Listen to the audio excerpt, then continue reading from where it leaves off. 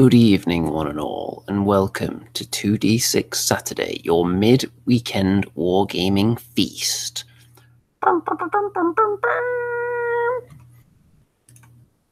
Hello there, everybody. Now, I'm not sure how many people we've got in right now. I don't know if I've done a Saturday show at this time. Possibly not for quite a while, at least. I can see at least a couple of people in the chat already, including Mickey Genver and Dice Miniature Paint Guy, who, of course, I expected to see in there. Now, I didn't have any particular topics planned this week, but I did want to do a show because I want to test out the internet to see if it can actually handle this live stream, and I'll get more on that in a minute. But I did post on my Facebook group, Andy2D6 Orange Wargaming, the #1 Facebook group with that name, I think it's safe to say. And I asked if anyone had any questions, any topics they would like to see discussed, which I'm looking at right now on my screen, so I'll get to those as well shortly. And if anyone else has anything to bring up, then feel free to drop it in the chat, which I am referring to with my eyeballs at all times. So, first of all, why do I want to test the internet? Well, you may recall, if you were viewing any of my previous 2 live streams, that they both died midstream temporarily and then came back. The internet, it seemed, was cutting out about 3 or 4 times a day for 5 or 10 minutes, and it happened twice during live streams. That was very unfortunate. Hello to Graham Rigg in the chat. So that was bad. So we contacted the Virgin Media people, and they sent a technician round who very helpfully decided, you know what, we're not entirely sure what's causing this. There doesn't seem to be anything in the network. So what we'll do is we'll just whiz around the house and not whiz as in urinate around the house. That would be terrible. But go around the house and replace anything that looks like it might be causing an issue. So he unscrewed lots of bits of metal and said, oh, I don't know why that was put there. You don't need that. And replaced things that were possibly corroded and put entirely new super hub in. So that's nice. And it seems like everything is stable at the moment. And if anything, it should actually be better. This connection shouldn't be better than it was in theory, because this is connected up directly to the internet. But the Wi-Fi in this house should be better now. So I should be able to do more exciting things when I need to use the laptop, which I use for potential live game streaming and such. I generally do that on Wi-Fi. So we've got a Wi-Fi booster now, which is very exciting. People talking about cheese in the chat. So hopefully no more issues, and if I see that little yellow exclamation box in the internet icon in the bottom corner of my screen, then I'm going to destroy something. Maybe a technician's soul, if I have that power without internet capabilities. So hopefully that'll last. Right, and of course, plenty of people were asking me to talk about football, which I think I'll save that till the end of the show if I'm going to talk about that. I don't want to run off all the non-football fan wargamers out there that are watching this right now. Several of you that are tuned in as we speak. But I do have a veritable plethora of topics that were dropped into the Facebook group. If anyone has any more. Mickey Genver, we will not be discussing cheese, although we can touch on it, I suppose, before we go into the meatier topics, if you will. So, I used to eat a lot of cheese back in the day, but then it started disagreeing with me, and I can't eat real cheese anymore. I have to eat lacto-free cheese or alternative cheeses made from other things that aren't milk. And some of them are okay, but I don't eat too much of them anymore, actually. Since I started, I wouldn't exactly say healthy eating, but healthier than it was before eating. Because with that and my exercise regime, I'm actually wearing a pair of orange shorts at the moment. I've got 3 pairs of orange shorts, but the pair I'm wearing right now, I've had for around about 20 years. And last year was the first time they didn't fit me. So I thought, oh my God, what's going on here? And that's when I decided to start exercising a bit and probably not eating quite as much terrible food. And they fit again now. So that's nice. Some people would say, how could you possibly lose weight? You would just disappear. But there you go. I can now fit into these shorts, so it was worth it. Any other cheese-related comments in there? Mickey Jin, we want to see the shorts. No, we're not seeing shorts live on the show. I'm not sure how long this broadcast is going to go because it is incredibly hot in here. Almost too hot for clothes. In fact, I've had to shut the window because there could be all kinds of undesirable people walking around outside, screaming obscenities and things that aren't suitable for broadcast at each other. So can't have the window open during the live stream, and I can't really have this fan on that's right next to me during the live stream because that might interfere with the audio quality. So I'm just going to have to very slowly melt and then immediately peel off all my clothes at the end of the broadcast. Once it's gone off the air, of course, and not before. Right, let's get to the first question that came up, shall we?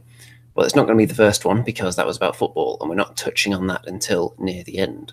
So, on the Facebook post, John wants to know, similarities between Dead Zone, Firefight, and Warpath. How can you build up and force for one of them and move it on to use it for the others? Well, Dead Zone, Firefight, and Warpath. Some people find it a little bit confusing because they all use the same miniatures, they're all by the same company, but it's all about how many models you have, really. So, as far as I'm aware, because I haven't actually played Firefight or Warpath, but I think I've got the gist of it. So, Dead Zone is purely, everything is just an individual miniature. Firefight, it becomes squad-based, but there's still some emphasis on just the individual soldier on the ground. And Warpath, it becomes more about kind of blobs, more like a Kings of War sci-fi, where it's not so much about the individual soldier so much as just the big blob of troops. So those are the main differences. So it's all about scale and how large the battle's going to be. And as far as building up a force for one and moving it on to use in others, the way Mantic sell their stuff now for the Warpath universe, as they call it, anything you buy for Dead Zone generally comes in a box with a number of models that is compatible to scale up quite easily. So the way it used to be, if you were buying old stock of Dead Zone stuff, perhaps you would have numbers of models that aren't really appropriate to scale up. Or if you're just picking up loose bits here and there, secondhand, for instance, on eBay, then by the time you get up to Warpath, you might find that you don't have enough of a certain thing. But if you're just buying everything new from Mantic now, then it's all designed to scale up quite well. So if you just want to play Dead Zone, you end up sometimes having to buy more models than you want, which can be annoying, but I think Mantic models are cheap enough that it isn't really that much of an issue. So yes, if you're going to start with Dead Zone, then maybe you'll end up with too many models at the start. So you don't have to paint all of them immediately, just paint what you need for that game, and then you'll have those other ones sitting to one side when you want to scale up to Firefight and Warpath, which I have not tried yet. Maybe one day in the future. Let's see. Jonathan asking about a beginner's guide to cheeks. Now, I'm not sure if this is a 100% serious request, but there is some cheeks-related news. It's not... I can't give you all the juicy information on it, though, but I can tell you that I am currently working on something that is cheeks-related. That's pretty much all I can say right now. And I don't think you really need a beginner's guide to cheeks because I made the wonderful How to Play Cheeks video, which you can find on my channel. And if you just type that into the search bar on my videos, then you'll find it. And that'll show you everything you need to know about cheeks. And if I end up blinking a lot, by the way, or rubbing my eyes, it's because I am actually quite tired because I've been going to bed at a reasonable time recently. And this is later than I've been doing any live streams recently. For the last over a year now, I think I've been getting up at normal human hours. Hey, there's my phone. You can hear my text alert sound then, because I didn't silence my phone, and you get to see how cool I am, because I have garbage day to inform me about all my texts. So there you go. My ringtone is actually even more exciting, but you're not going to hear that. So Dave Doge says, cheeks as in.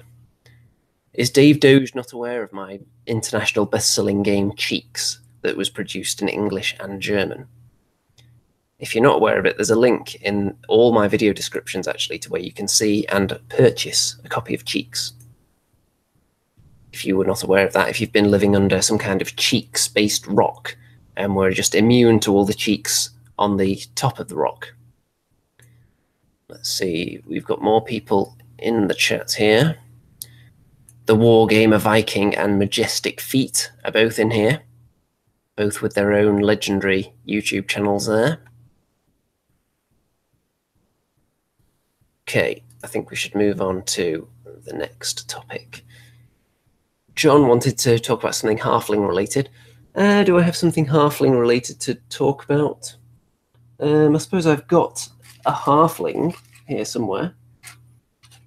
Let's see. From the assault group, I've got one of their halflings somewhere, although right now I can only seem to locate its shield, which is right there. Let's see. Can you see that? Oh, there we go. You can see it's got a bit of poultry on there. So I don't know where the rest of him has gone, but it's around here somewhere. Although Mr. Remington was eyeing that up, so I don't know if he's going to get it or not. I was going to give him the 2 spare poultry rooster riders that I got to see if he wanted to do anything with them. But I think that's about the only halfling topic I could discuss right now. Before we go on to the next one, I can show you what I'm working on right now. So, first things first, let's look at these bad boys. So, there you go. Stormcast Eternals, as you can see, very gold at the moment.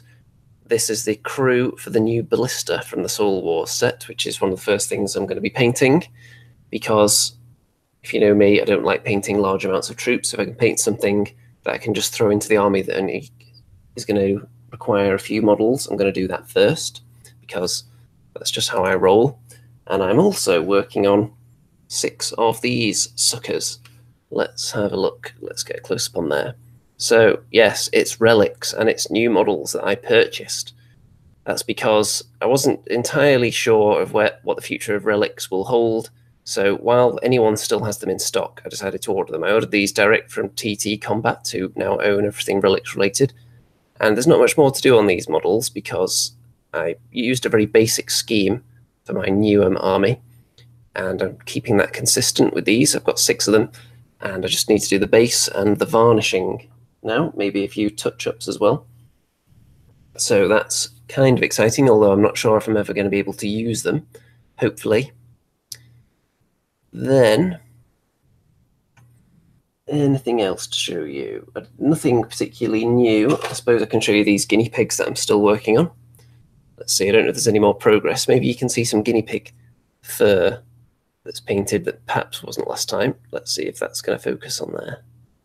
Are we going to get focus on guinea pigs? Oh, and how close do I need to get it? It might not, because my hand's further back than the front peg there. But I think you get the general idea if I just give it a quick rotate. Oh, there we go. Just had to remove the hand and now it's fine. So you can see that I've painted the fur on these guinea pigs here. Some of them are armed to the teeth. Some of them aren't really armed to the teeth and just have kind of gas masks or armor. But they're hopefully going to be finished soon. You can see I've been painting away at those. And then there's the heavily armed ones and the tank as well, which are also not finished. But we shall see in the near future. Mostly just the fur that's had the most work on it. And the base coats. You can see that I've put some nice colour on the fur. I actually did some guinea pig research to see what are the natural colours for guinea pig fur, so I didn't make them all just completely unrealistic, which I know would outrage members of the community. The same kind of people that would be outraged if your World War II uniform shade is a slight bit off the kind of green that it actually would have been in 1943. There are a lot of people out there, and I would imagine that a really serious game involving guinea pigs with guns would attract a lot of the, what do they call them, rivet counters, that kind of thing. Sure. Right. Dave Doge says Relics is in the game that went under and then got bought. I don't know if it ever actually went under, but it was purchased by TT Combat. So they've got it on the back burner at the moment. So the future is unclear, but hopefully in the next year or two they'll do something with it, which is why I've taken it upon myself to look at the version 1 rules, which people were fairly happy with, and I'm going to make 1 or 2 tweaks and try to play it again at some point as well. The main tweaks involving no morale, probably the distraction spell going away completely. I was thinking a couple of other things as well. Anyone that's familiar with relics, feel free to message me with any suggestions on things that you thought could have been tweaked in the old rules. And then relics and the edition will perhaps keep people going until TT Combat decide that they're going to do something with that system. You'll see, oh, Elston Nation is in the chat. And, you know, Mr. Elston, I think I still have one of your models around here somewhere. I'm pretty sure I do. Something that you gave me quite a while ago. Some kind of big, hideous monster, and I've been meaning to give it you back for ages, but we haven't been at any of the same events in a long time. So I haven't been able to surrender it to you. And I'm sure you're not in any rush to get it back, otherwise you may have mentioned it over the last 3 years. But we shall see. Majestic Feet says, guinea pigs taste like chicken. There are some cultures that do eat guinea pigs, but of course, in this country and many other countries, they are mainly lovable pets. Mickey Genver, oh, this is a good one. I'm familiar with relics. I'm subbed to Rem's channel. It is arguable that he is something of a relic, but is he a relic of the music industry, or is he just a relic of life in general, or a relic of wargaming? He's certainly a relic of Warhammer, I would say, because he's not exactly as up to speed on Age of Sigmar as he was with the old edition. Mr. Elston, yes, it is that monster. It's still sitting around here in a bag somewhere. Stu Gibson has popped into the chat there. See, it's filling up nicely. We've got a packed house in there. Okay, I'm going to go on to the next question now. Let's see what we've got here. John is asking about how to incorporate troops from different games into one game. For instance, Tau versus Star Wars Imperial Stormtroopers. Well, there are a lot of people out there that do that kind of thing, that take troops from one game and put them in another, proxying. You see a lot of it in Kings of War, where people had existing Warhammer Fantasy armies, and they wanted something to use them for that was nice and square-based for their tastes, because they didn't like the idea of chopping off all the square bases. So they used them in there. There's certain games that kind of flop, and people only use the miniatures in other systems. I'm thinking something like Rune Wars, which I've heard is just completely dead and totally not supported after it was out for about a week. But people do still use the miniatures. I've seen people using it's kind of a worm with big claws on its face with some kind of skeleton riding it. I've seen people use that in Kings of War. So yeah, there are plenty of games out there with nice miniatures in where the game is less than supported, or just the community dies and people want to use the miniatures for something else. But if you're going to intentionally pick up models with the intention of using them in a different system to the one they were intended, then it depends what you're going to do with them. If you're going to be attending official tournaments and you want to make sure of the company's policy, you wouldn't want to turn up with a Kings of War dwarf army, for example, even if you round-base them at Warhammer World and expect to join in one of the Age of Sigmar tournaments. Although if you're going to a Mantic event, typically they don't have strict rules at all.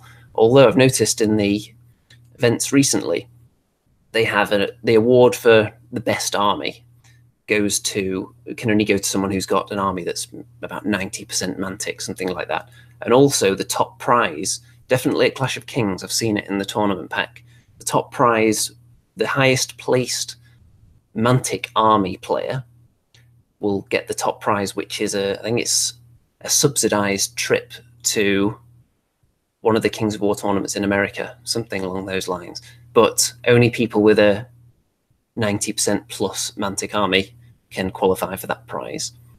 So just keep your eyes peeled depending on how you want to play it. If you're just playing games at home, of course, then go nuts and feel free to use just Barbie dolls as titans and all sorts of nonsense. Let's see. Ben Doan wants to ask, about Wasteman. Yes, I did do one video on Wasteman quite a few years ago, which was an interview when the Kickstarter was running, and I haven't done anything on it since.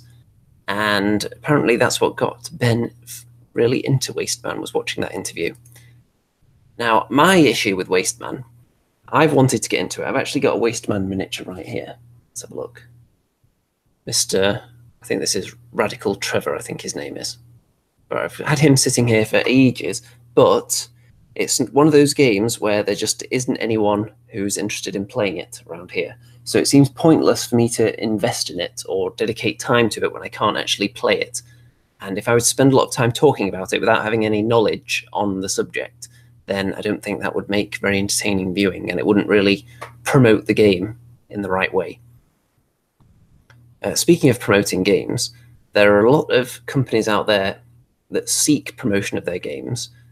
Most of them, to be fair, just offer free PDFs of the rules to everyone with a YouTube channel. I usually get about one of those per month. There's some company or other offering me a free PDF. If it's interesting, then I may reply to them. Sometimes I just ignore it, though, because really, it's a PDF. They'll pitch it to you like it's this great honor that they've offered you a free PDF of their rule set, but really it's worth pretty much zero. So, and generally, if it's a rule set I was interested in and that I knew anyone wanted to play it, I'd be all over it. But just me reviewing a PDF isn't going to make compelling promotion of their product for anybody, and it's not going to make entertaining viewing, me just scrolling through a PDF of a game that I'm never going to play. And if anyone, people do occasionally offer more substantial things to anyone with a YouTube channel, for example, armies or the boxed games for a particular system. Typically, I don't accept promotional items nowadays because I just don't have enough time to do anything with them, and I don't want things just piling up on shelves that I'm not actually doing anything with. Because I was in a stage, have I got any right around me here actually?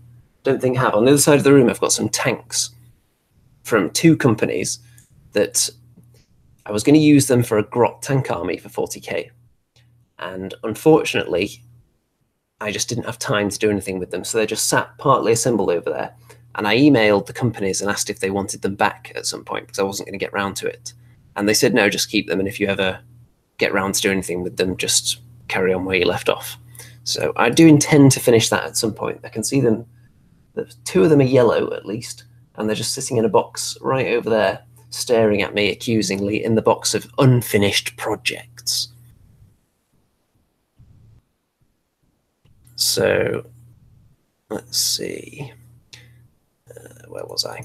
Oh yeah. If I see a particular line of miniatures that I know I can use, and I know that featuring them will actually promote their products and possibly cause some sales, then I will occasionally solicit free stuff. Like those Halfling Rooster Riders, for example, I knew I would make videos with them. I knew I would use them in battle reports, and it's an army that I'm building up. So it's going to be the story of that army progressing is going to be interesting. And I think people have liked those as well, the ghostly paintwork on them. And people do like that army. So when that's done, that's going to be kind of a long-term promotional aid for that company, I think. And I'm sure it would have generated at least some interest in their products. But generally, I'm sure there are a lot of people out there on YouTube that accept anything that comes their way. And I was probably one of those people for a while. But it's nowadays, because there's so much stuff surrounding me, you can't see it all, but there's unpainted miniatures on 3 sides of me. I think you can see the Griffhounds down there, actually. They've just made their way into the shot. Maybe if I tilt the camera up, you won't be able to see my unpainted shelves of shame. But anyway, moving on. Dave Doge, a Grot tank army. Yes, for 40k, I want to have an army of Grot tanks. But the main thing with 40k is that the people that I know that play it aren't available very often. And I'm not that interested in seeking out new people from the 40k community at this stage. And games that I'm playing, I'm more inspired to actually paint the miniatures for, which is why whenever I get anything new for Kings of War or Dead Zone, as the games I play the most, they immediately fly through the painting process and get done really fast, because I know I can get them on the table rapidly and actually get a game in. Let's see. Right, let's move on to the next question here from the Facebook group. Ross wanted to ask, how much wood can a woodchuck chuck if a woodchuck could chuck wood? And I would say 5 woods. I think that's a reasonable answer. Brendan asked, have you ever used your dwarves for Kings of War, and if not, why not? Yes, I think I've used them in a couple of battle reports, actually. I've briefly used my dwarves for Kings of War, because if I've got the army and I'm not playing anything Warhammer related on a square base, I haven't touched 9th Age with a barge pole. And I heard rumours that that was dying, but there seemed to be a decent-sized event of it at Element Games the other day while I was there playing Dead Zone. But I'm not interested in that. Used them, I think it's only about 3 games I've played, though, Kings of War with my dwarves, because I've got my Goblin army, which I like a lot. I've got my Undead army, which is all nicely based for Kings of War now, with the movement trays. And the Dwarf army, it's not ideal, because obviously the army was built with Warhammer Fantasy in mind over many, many years through different editions, and the number of troops isn't really compatible with Kings of War unit sizes necessarily. So if I just take all the models I've got, it's not a very balanced army. Because in Warhammer Fantasy, you could generally take a lot more war machines because they were inexpensive in points compared to a big giant block of troops. And there wasn't a limit on, okay, you can only have 1 cannon per block of troops, like there is in Kings of War. So I've got a lot of war machines, many of which I wouldn't be able to fit into the list. Mickey Geneva, but they have nice butt cheeks. Yes, they do. The Slayers, especially Alric Big Butts, who has a hand-sculpted pair of butt cheeks. Very succulent indeed. So maybe I will use them a bit more. Are they competitive in any way in Kings of War, my Dwarf army? Probably not, because the things that people consider to be really good are generally the cavalry, the Brock Riders, and the Earth Elementals. I don't really have anything to use for those at this stage, and if I were to purchase some Mantic Dwarves to go in the army, they wouldn't really fit the aesthetic of the old GW Dwarves, mixed with some of the newer GW Dwarves as well, but I don't think it would be a very good mix. So I think I'll just keep them as an occasional Kings of War army, and I'm not really going to try and get them up to speed for that game in particular. They're not going to get rid of them ever, because they were the one army that I held on to when I took, how long was it, about 8 years out of Wargaming. It was only the dwarves that I had left when I came back. That was actually my plan, to just play Warhammer Fantasy with that dwarf army. And if you could see the rest of this room now, it's just completely packed with miniatures for multiple different game systems, all kinds of crazy stuff going on. Boxes and boxes of miniatures under the gaming table, just 2 or 3 big chests of drawers full of miniatures. And it's easy to get carried away in this hobby, isn't it? When you're only supposedly being interested in one game, and then it jumps from there. I think the first time I heard about a different miniatures company in any kind of way that interested me was when it was still only Warhammer Fantasy, but I was looking into getting an undead army. And on one of the Beasts of War videos back then, when they used to analyse all the new army books, then I heard about Mantic zombies as a good way to get cheap zombies. So I actually bought some of them, and that got me into Mantic, which then led to Kings of War, which of course then led to Dreadball and Dead Zone. And there is no limit to where it can go. Once the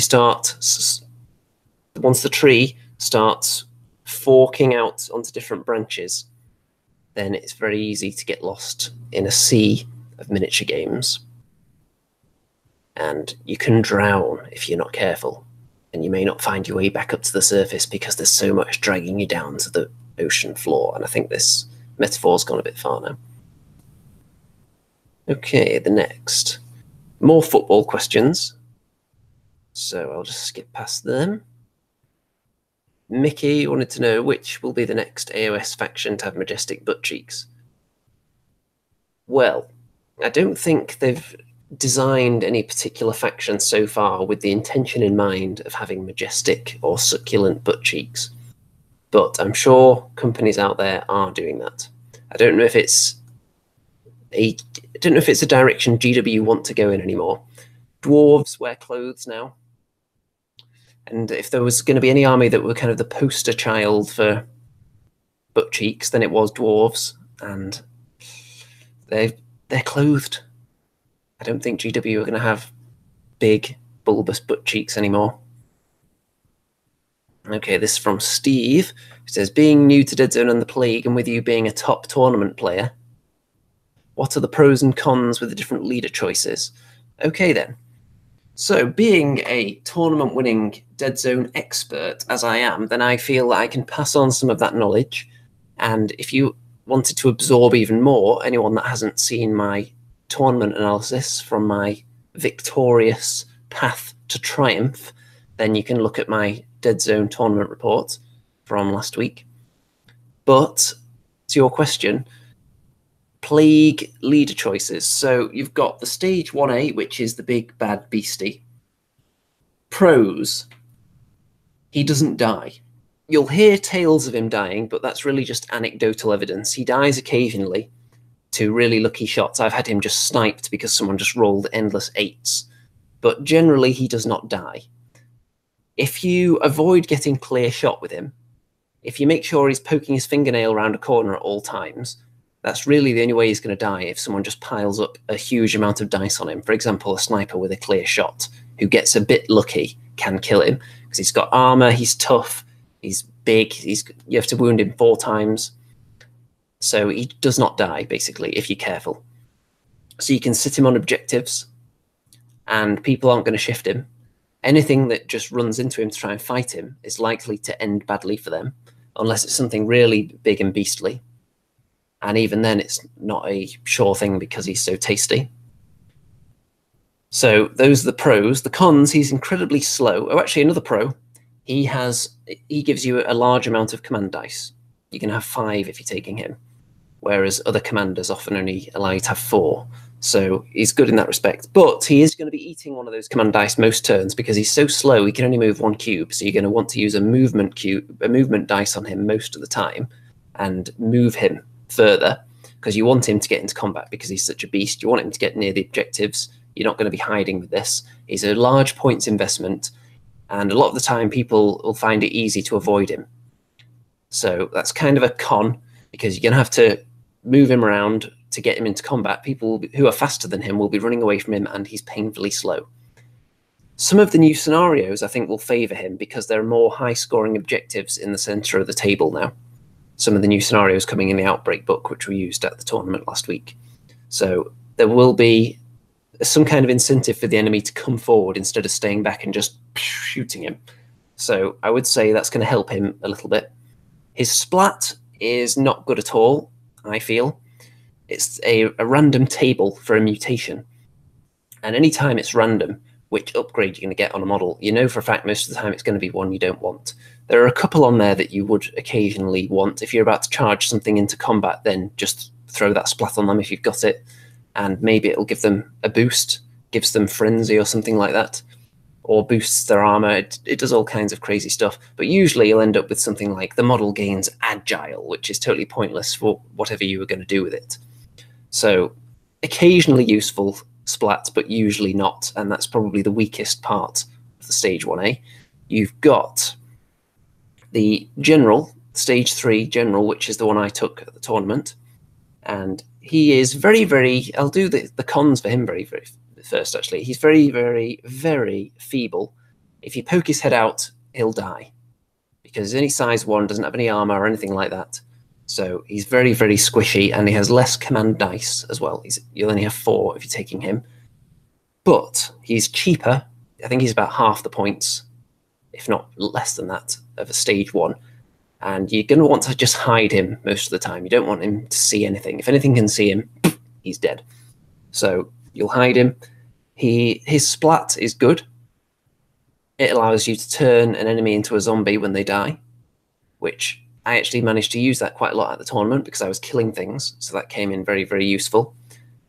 So really, if you're taking him, you've got a percentage of your points that are just tied up, never moving, just hiding, and then you're just using his kind of residual effects on the army rather than using the actual model itself. So you're using his splat to bring zombies back, and you're using the command dice. So I think he's a good option. You've got Dr. Simmons, who affects the list you can take. You can only take a certain army list with her, so certain models are not available to you. I haven't used her because of that, because I like to take a nice variety in my army, and I felt that was too restricting. So that kind of rules her out in my eyes, but some people might want to go for it if you like all the models that are available to her. Her splat is actually good. It's similar to the 1A. It's mutation, but you choose which one to apply. So that's actually very handy, because whatever's suitable for that situation, you've got the splat there. You can use it as and when. You don't just have to hope for the luck of the dice. And there's also a new leader as well being added in the Outbreak book, I believe. I haven't actually got the Outbreak book yet. I'm waiting for it to arrive, but I'm led to believe that there is a new played character similar to the General who has a different ability and possibly limits which units you can take as well. But his ability affects rampaging units and stops them going crazy if he's in their cube, I think, which is potentially very handy if you're going to be taking lots of stage 2s, for example. Then that would be good. They do have a habit of getting injured and then rampaging and attacking your own stuff, as happened to me in a game recently. It wasn't at a tournament, I don't think, but I think it was in a battle report. So those are the different leader choices. I'll be able to tell you more about that one when I've actually got the Outbreak book. But juicy info there. Idiot-proof Dalek has popped up in the chat. David Kitely as well. Any other new names in there? Raphael Marge as well. Don't think I spotted him earlier. So there's quite a few people in here. Okay, next. In the Facebook post, Daniel wants to know, will the new kill team be something that I might get into? So that is the new GW skirmish game. And I'm a bit confused by this whole thing. I'm going to have to look into it, because without doing a little bit of research, people might not understand the difference between Shadow War, Armageddon, Necromunda, and Kill Team, and why all three need to exist. I'm not sure. Obviously, Necromunda is the most visually different because it's got different miniatures, whereas Shadow War and this Kill Team, I believe, just use existing models. Or this might have new models in it, this new box, I'm not sure. But I'm not sure why they all need to exist. If you say, what is GW's sci-fi skirmish game, then you don't just have one answer anymore, which I find a little bit odd. But after so many years of... Oh, Mickey says none of them need to exist. After so many years of GW just focusing on the big two plus The Hobbit and totally neglecting all the specialist games, now they've just completely crammed the marketplace full of them, and they seem quite similar to each other. Raphael says, Shadow War was a mistake. Well, was it? I've heard some people say nice things about that. But yeah, we shall see. Is Shadow War still available even? Is Kill Team replacing Shadow War Armageddon, or is this a totally different rule set? Idiot-proof Dalek. I think Shadow War is a sort of prototype. That's entirely possible. And now if they've nailed down what they want to do and they've gone on to Kill Team, I could see that. But it's probably not something I'm going to get into. Mostly the GW games haven't been particularly grabbing me recently. Obviously, I'm going to try to get some Age of Sigmar games in now since I've got the Soul Wars. And there are plans afoot to get some games into that in the very near future, including at least a couple of battle reports. So that should be interesting for anyone that's been waiting for that kind of content on the channel. Because I do notice that whenever I post up videos that aren't Age of Sigmar, I tend to lose 1 subscriber. When I put up a Dead Zone video, I tend to lose 2 subscribers. But you know what? I stopped chasing subscribers a long time ago. Many, many months ago now, I stopped caring about how many subscribers I'm gaining or losing at any given time. And I'm just focusing on doing videos on subjects that I care about and game systems that interest me at the time, and chronicling my gaming adventures. I'm not really that concerned on the size of the audience anymore. So I think everyone with a YouTube channel who gets any kind of mediocre success, anytime you have any series of videos that gets a bit of momentum behind it, there is a temptation to just kind of dive in with both feet and just focus on that. And that's certainly kind of what happened with me with Age of Sigmar when the Andy and Rem show started, and it went a bit nuts. And I was gaining like 10 subscribers a day, something obscene like that, compared to my usual numbers. And it was just nothing but Age of Sigmar for a long time.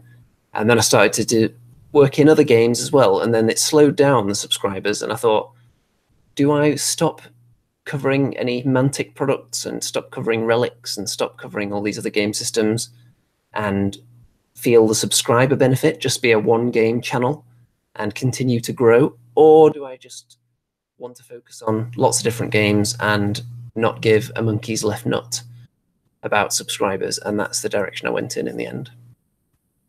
Because eventually, if you're doing stuff that isn't necessarily what you're passionate about endlessly, then you're going to burn yourself out. And that's what I found. There's some channels who find some success making endless videos on one topic or one game system. Eventually, they do just shrivel up and disappear. Even ones that hit like above 10,000 subscribers, because they realize that the money's not rolling in and they just go away. Let's see, Dave Doge, what is strange is that you don't cover Warhammer 40k. I have done the occasional Warhammer 40k battle report, but the 40k community is one that I've not really been that interested in interacting with. It seems like a lot of other game systems have much nicer communities to deal with than 40k. So I'm not really that interested in engaging with most of those people, to be fair. The Kings of War community is really nice. Dead Zone community is really nice. The Age of Sigmar community is fine. It's just 40k seems to attract a lot of the wrong kind of people, in my opinion. And that's not something I want to wade into, really, a lot. I'll still do the occasional battle report, but I'm never going to take it seriously. Most of the battle reports I've done with 40k, if you've ever seen them, they're really extremely tongue-in-cheek, kind of poking fun at the 40k lore, which is sacrilegious to some people. Some of the memorable ones being the Emperor has been sitting on his toilet for all this time, and he's finally going to sit up, but he's run out of toilet paper, so the Space Marines have to find his sacred Imperial toilet paper stash somewhere on the battlefield, and the Orcs are trying to stop them. Just really, really silly stuff like that. So I've never really taken it seriously, and a lot of people do take it very, very seriously indeed. So probably not going to see any serious coverage on that, but there will be. Anytime something new comes out, I'll talk about it. Let's see. Elster Nation asking if I want to go back on, that's old school, on chilling Wargamers at some point in the future. It would be cool to catch up on an old school show. I think I can probably do that at some point. I have to check my diary, of course, being a busy A-list celebrity, but I think we can arrange that. I was off the idea of live broadcast for quite a while. Anyone that's been following this channel will know there was a huge gap in live shows. There was, even the Andy and Rem show took quite an extended break. Let's just scroll down my channel here and see when that break was exactly. So, let's see.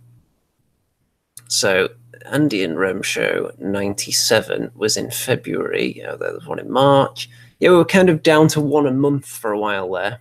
And I wasn't doing any of these shows on my own either. Not all these shows will be on my own, by the way. I'm looking into possibly getting some guests on. Anyone who's relevant to the discussion topic that I want to talk about. But yes, I think I'll be trying to get more live appearances in now. Getting back into the swing of it. Now that I'm fully back embracing the whole hobby again. After the latter half of last year, I didn't really do much with it. I spend quite a lot of my free time playing PC games, actually. You know what? I can load up. I'm not going to show it to you, but I could tell you, because I make a list of every PC game that I finish on any given year. So, if I go through, it goes all the way back to 2008, because I wanted to just start keeping track of all this stuff. I finished 4 games in 2008, I think. And I was really busy around that stage. And then when I got back into, just prior to when I got back into Wargaming, it was 2011. Let's see how many I did then. 1, 2, 3, 4, 5, 6, 7, 8, 9, 10, 11, 12. About 20 PC games. It's not as bad as it sounds, though. Some of them are really short. like indie games on Steam. Many of them are, actually. And then when I got into Wargaming, for 2012 and 2013, that drops dramatically to about 10. Many of those really short indie games as well. Then 2014, that drops to about 6. So same for 2015, 16, about the same. But then 17, last year, in the latter half of the year, let's see how many is here. It looks like there's about 15 there. Some of them are short. Some of them not so short, actually. I did finish the entire Baldur's Gate saga, and that's definitely not short. Mass Effect Andromeda as well. Fallout New Vegas. So some pretty long ones in there as well. So all my free time, really, I was just spending on that because I just wasn't that excited by what was going on in the wargaming community in that time. And quite a few of the people that I used to talk to mostly about wargaming, some of them either lost interest in the hobby or completely disappeared, or just weren't playing the particular games I wanted to talk about anymore. So, yeah, right back into the swing of things now, though. Let's have a look at any more topics on the Facebooks before I refer back to the chat here and see if any questions came in there. Raphael Marge asked on Facebook, have you ever considered playing War Machine and or Hordes from Privateer Press? Yes, I have considered it. I played a demo game at the Grumpy Old Wargamers convention a few years ago. I call it a convention, but I think only about 10 people turned up. It was later revealed, but they put it on a day that there was a lot of people there just playing general games in the building anyway that would have been there regardless, so it looked busier than it actually was. So I think that's why they didn't do it again, because nobody turned up. But I played a demo of it there, and I thought it was pretty cool. I played another game of it, and then I completely lost interest in it, because I got a free, well, I say free, but I did have to actually pay for the bag. It was the Adepticon swag bag, I think, had a War Machine faction starter in it with about 3 or 4 models in it. And I started painting them, played a game of it, and then I kind of found out what it was like. And it's definitely one of those, if you don't know everything, you auto-lose games. Because things will just catch you out. You can't use just logic that you've taken from other games and expect to use that in War Machine or Hordes. For example, if you played Warhammer, the old-style Warhammer, then you would know roughly what you're doing in a game of Kings of War. There would be a few things that would catch you out, but generally, you know it's a bad idea to be charged in the flank. You know to set up charges, counter charges, and just in general, the basic battle strategies work across numerous games that have a similar setup. But you can't really apply any tactics that you know from other games into War Machine and or Hordes, because it seems like every model has some special rule that if you don't know about, it just immediately kills you, and you've lost instantly. That's how I found it to be. So you really have to stay on top of it. And I'm not willing to do that because I want to play lots of different game systems. So even though I feel like I can keep the rules systems fresh in my mind for numerous games, possibly a lot of games, I feel like I can learn the rules and keep them fresh in my brain. Even if I don't play it for a while, I can still just jump back into it. Like now, I think I could just play a Relics game, even though I've not played it in a few years. I could jump back in there quite easily and still keep all the rules for Kings of War, Dead Zone, Age of Sigmar, 40k. I could keep all that straight in my brain, Drop Zone Commander as well. But when it comes to knowing everything about all the factions and all their models and special rules, that's a step too far for me. I don't want to have to do that. Even the games that I'm more proficient in, like Dead Zone, Kings of War. I say Dead Zone because I just won a tournament, but there are a lot of things I don't know about that game. A lot of the factions have models I don't know the rules for. I would have to ask my opponent before the game or mid-game, or just charge in and fight it and then find out that it's actually this ultimate killing machine, which is usually what happens. So, David Kitely, what about get them Belgium gents out a bit? Bolt action version 2. Yes. I've never used my new tank for the Belgians. I don't know if I put up a video on it, the ACG-1 tank, but like the ultimate Belgian tank. They're one tank that's really a real tank. All the others are just kind of shoddily assembled farm equipment. That is a real tank. So I want to use that, but again, it's finding someone to play Bolt Action version 2, and I don't have the rulebook yet. So if I can find someone around here that wants to play Bolt Action, then I'll jump on that, definitely, because Bolt Action, back when I was playing that, I always said that that was possibly my favourite game to play at the time, because it was a really good rule set. It's right up there with Kings of War in terms of how good I think the rule set is, but also with Bolt Action, because it's individual models, then it has more of a story to it. And it was the only historical game that I've really been interested in, so that made it unique in my mind as well. So it was definitely one of my favourites to play. So I would be very, very interested in getting back into that. Dave Doge says, haha, you play Belgians in Bolt Action. What did they do in the war? Kick garlic bread to put off the Germans. Actually, the Belgians performed admirably in World War II, even though they only lasted a week or two. They actually did quite well. They held up the Germans far more than they were expected to, and eventually they were overrun because the other countries, particularly the British and the French, kind of used the Belgians as a way to escape and just left the Belgians there to fight, and then said, you know what, you just carry on fighting the Germans in the forest there, and we'll just retreat while you're doing that. So they didn't really have any support, so they held out longer than you'd expect. And even though reading the entire Belgian World War II history will only take you 20 minutes or so on Wikipedia, then it is actually interesting, and there are some somewhat funny stories in there, and definitely interesting stories about either the ineptness of certain nations' generals or the willingness to just sacrifice Belgium. For example, France building their ultimate defense line all the way up the border, and just Belgium saying, you know what, we're going to give you permission. If you want to build your defense line up through Belgium as well, then that's fine with us. Feel free. Here's a permit to build there. And the French just went, no, you're all right, mate.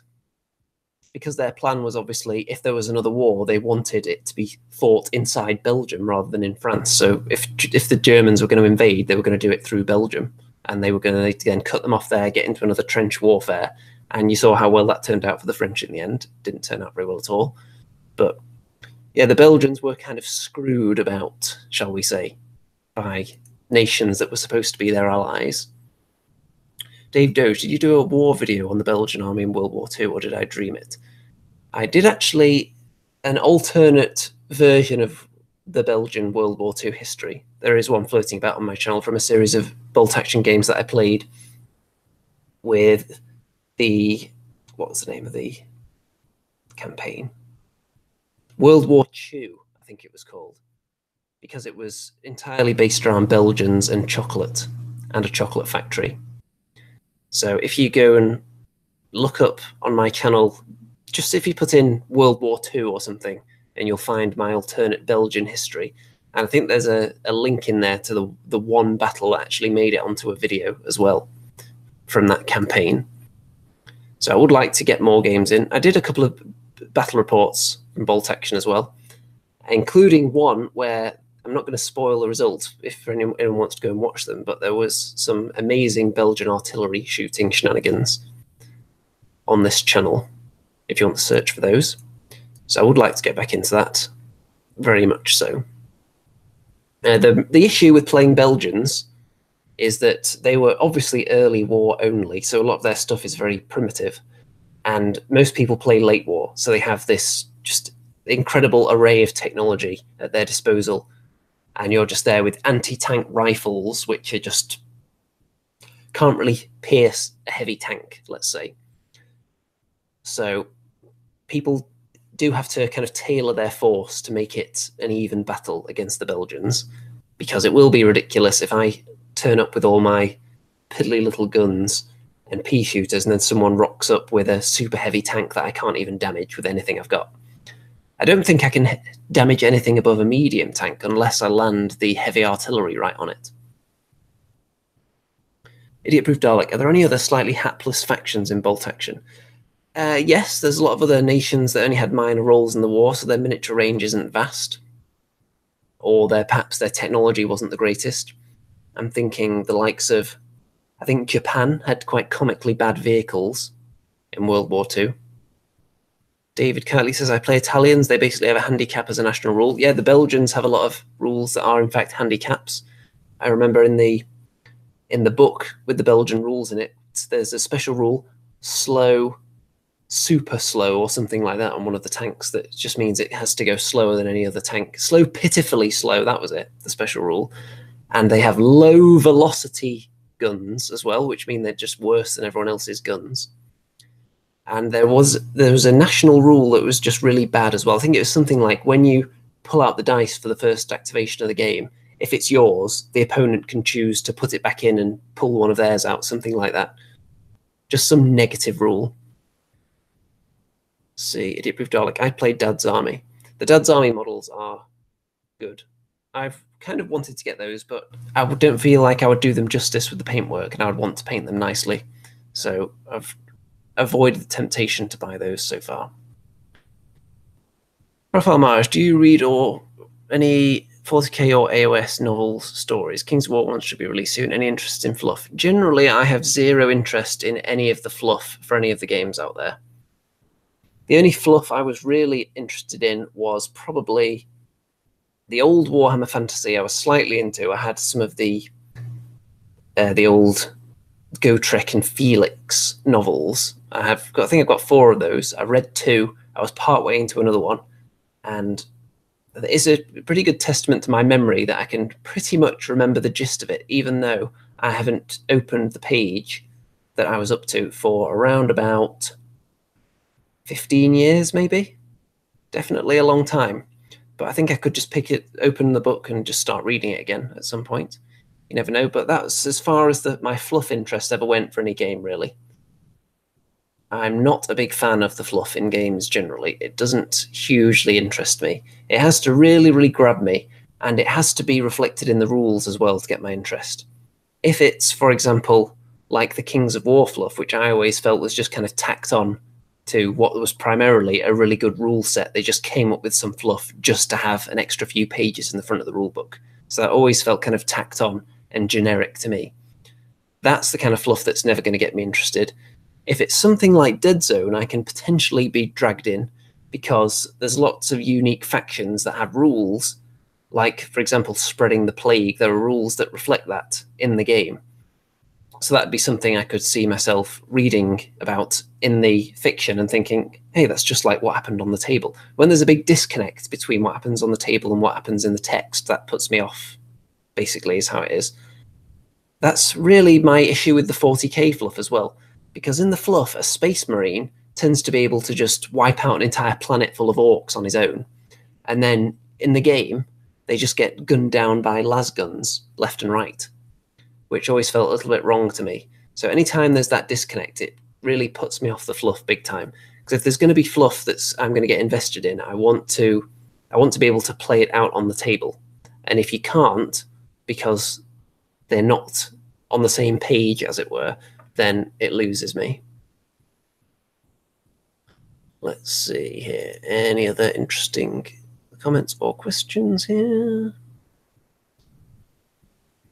Right, so we're going to be getting ready to wrap this one up, I think. We've been going about an hour, and I'm close to melting point. I'm definitely going to have to peel this t-shirt off when we've finished. So anything else anyone wants me to comment on before I depart? Actually, there is something. I said I'd do a shout-out for somebody. Their 100th Dead Zone video was just celebrated by Family of Gamers 777. So if you head over there and check out at least a couple of their 100 Dead Zone videos that they've done in the past. The coach, of course, he was on one of my shows a couple of years ago, one of the Dead Zone related shows that I did. So I'm sure we'll do another one at some point, now that I'm into Dead Zone again, big time. Anything else? Oh. You know what we've got here? We've got a dirty spammer in the chat. Can you believe it? And I've just had to delete their messages. Absolutely outrageous. And the chat does persist forever now. But the good thing about that, you can delete messages at any time. after the show as well. So if I were to scroll back and find that someone said something horrendous partway through the show and I then delete it, then anyone watching the stream from that point into the future will not be able to see that message, but they will be able to see the rest of the chat, so that's nice. So I suppose I should talk about football a little bit before we go. So obviously England into the semi-final of the World Cup, so that's very exciting, against Croatia after they won the penalty shootout against Russia earlier. And I was hoping to do this show earlier, actually, but that game just seemed to go on forever with extra time and then penalties as well, which is probably good for England because they're going to be extremely fatigued, and some of the Croatia players looked like they were at death's door, like the walking wounded around on the pitch. So England are never going to have, maybe we'll never have a better opportunity than this to get to a World Cup final. The dream scenario for me would be England versus Belgium in the World Cup final, which is very possible, because then if England win, great, obviously, because I'm English, and if Belgium win, then of course I get to see the Manchester City captain holding up the World Cup. So it's kind of a no-lose situation there, because I'm more about club football than international football, definitely. In fact, I'm not really that bothered about England, the football team in general.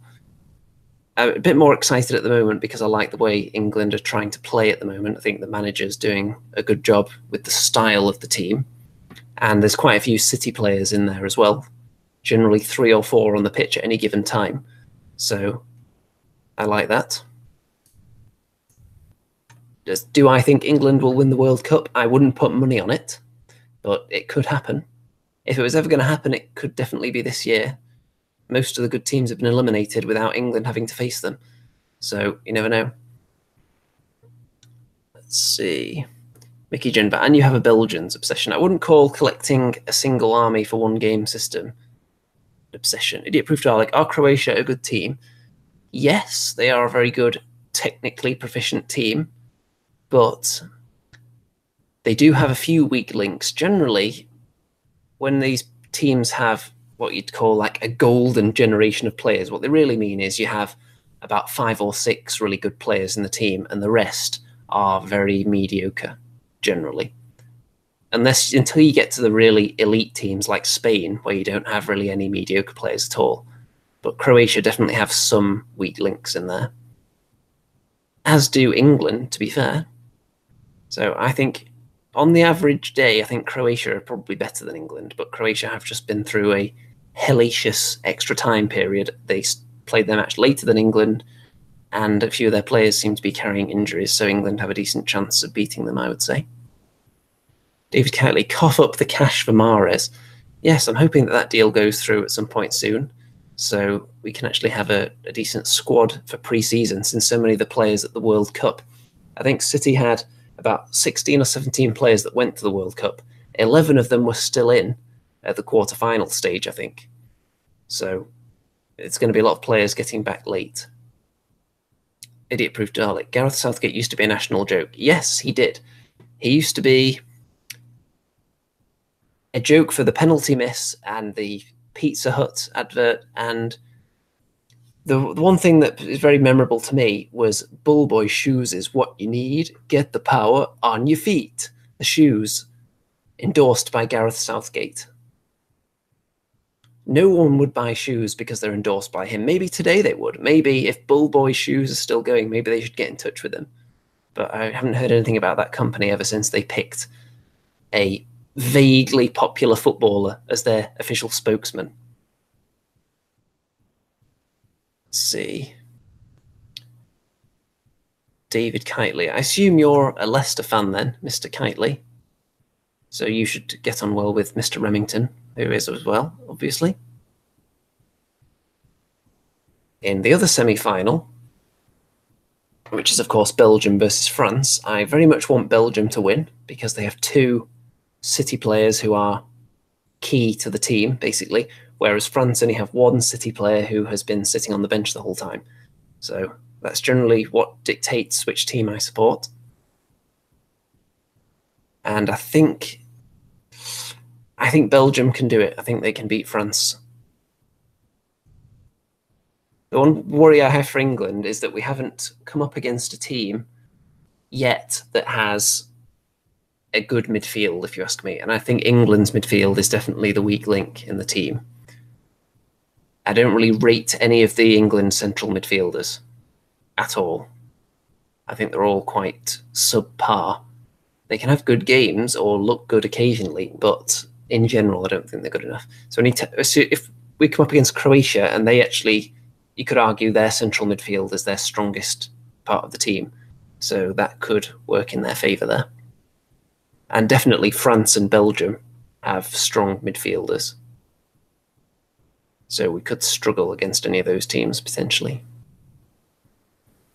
Dave Doge, Gareth Southgate had a paper bag on his head in that Pizza Hut TV ad. Yes, he did. Also, he had the honour of being one of the badgers on the Harry Hill show on Channel 4 back in the day. There was Gareth Southgate badger, and which other celebrities were badgers? I can't remember, but the badger parade never happened, unfortunately, because of some mishap. We were promised a badger parade on every episode, and then something happened that would cause it to be cancelled. But I used to love that show. I think I still quote it occasionally. Let's think, what quotes do I still use from that show? I still use the "Make haste, for the parade is in but half a minute." Do. I hope that quote wasn't just lost on everybody in the chat. If anyone watched that back in the day, then let me know. Okay, I think it's going to be time to wrap this one up.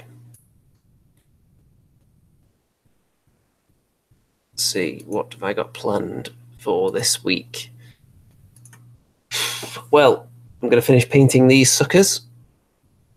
Then I'm going to paint some Stormcast. I'm going to paint some guinea pigs. I've got some videos to work on as well. You saw I did that. If you saw the tip on unblocking the glue needle, I decided, you know what? So many people out there in the community, they take a really mundane hobby activity, pass it off as a tip, and just get 10,000 views on it, even though most people already know about it. But for some reason, people flock to videos like that. It's like money in the bank. Making a video like that, it's just going to attract a certain number of views over time. People are just going to click on it because it's just interesting. Like, how to unblock the glue needle. That's interesting. Click. And it applies to anyone across the entire hobby. It's totally not specific at all. So anyone that assembles miniatures would be interested in that. So I thought, well, I'm going to jump on that bandwagon. Idiot Proof Dalek, that's it, Stufa. You help. Yes, you obviously are a fan of old school Harry Hill there. Okay. I think that will be it. We are at 26 minutes past 11 at night, and it's almost time for bed. Anything else before I depart for the evening? Running out of time. Okay, I'm going to close this one down now. So I'm going to, let's see, I'll get my, if I'm going to spend literally seconds photoshopping a thumbnail for each episode, then I'm going to, at the very least, get some more mileage out of it. So let's get that screen share. And there we go.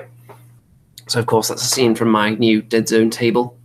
Very cinematically shot picture there, with my head, of course, on the miniature, as tradition dictates. Yes, idiot-proof Dalek, Savlon. Never accidentally eat Savlon. Bad things will happen. You will potentially turn into a news reporter. One of the common side effects. Some people think we're just nuts. People who haven't seen that show. Okay, time to go. Don't forget to check out all the links in the description. And in fact, you know what? I haven't mentioned the Patreon page in about a year, probably. So I'm going to tell you that there is one and tell you to give me all your money because I deserve it, because I make videos that will entertain you and I want money. Yeah. So yeah, click on that. and all the other links in the description, including my Facebook group, Twitter, and all that goodness. And all that remains to be said is good night out there, whatever you are.